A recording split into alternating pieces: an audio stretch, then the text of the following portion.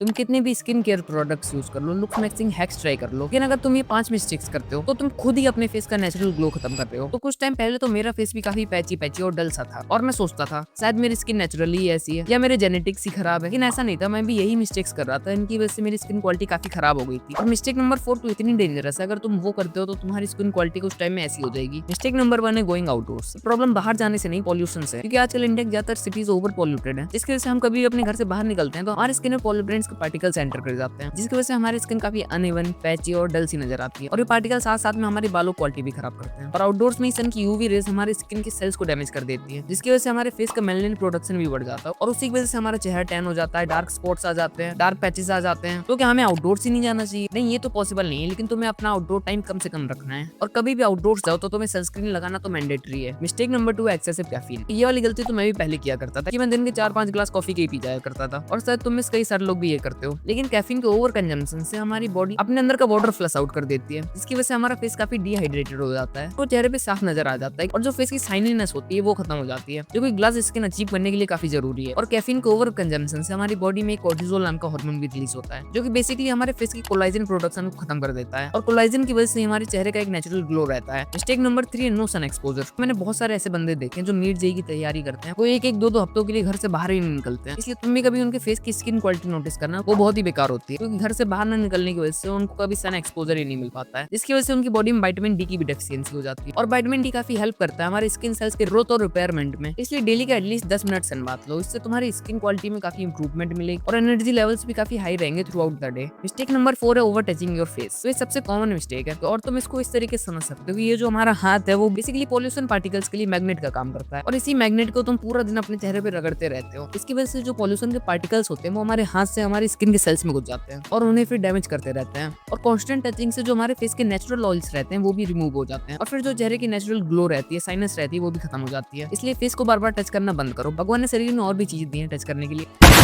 Mistake number 5 है लो sleep. तो हमारी बॉडी हमारी स्किन को रात में ही रिपेयर करती है, इसलिए अगर तुम कम सोओगे तो इसे अपने आप को रिपेयर करने का भी कम टाइम मिलेगा। और तुमने कई बार नोटिस किया होगा जब तुम कभी कभार 2-3 घंटे की नींद ले पाते हो तो उसके बाद तुम्हारी स्किन काफी डल नजर आती है और अंडर आई बैग्स भी बन जाते हैं। ये साफ इंडिकेटर होता है कि हमारी बॉडी हमारी स्किन को अच्छे से रिपेयर नहीं कर पाई है, और बॉडी कोलाजन प्रोडक्शन भी रात में ही होती है, इसलिए रात में तुम कम सोते और बॉडी में कोलाजन भी कम रह जाता है। इसलिए मिनिमम 7 से 8 घंटे की नींद लो। बाकी अगर तुम्हें वीडियो पसंद आई हो तो सब्सक्राइब कर देना। मिलते हैं अगली वीडियो में, बाय।